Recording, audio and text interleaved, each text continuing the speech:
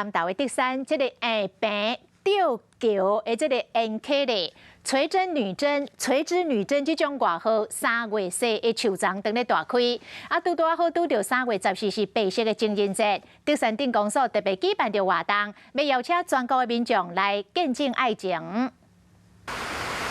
德山镇下坪里已经有3月4啊，规条脚踏车道拢会使闻到阵阵的清香，回来这运动乡亲拢感觉真舒适。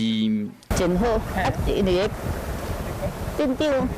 真当伊嘛真用心啦，拢伫遮拢甲这环境拢做甲足好诶。随其女政的会议是永远无变的爱，德山镇公所打算伫3月13要办白色情人节的活动。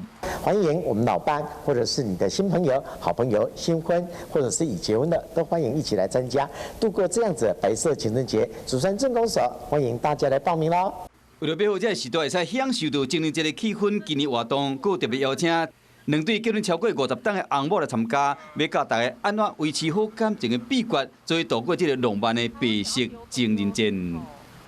Hello， 大家好，我是乃瑜，要教给大家2个任务。第一个，华视新闻的脸书专页，你按赞了吗？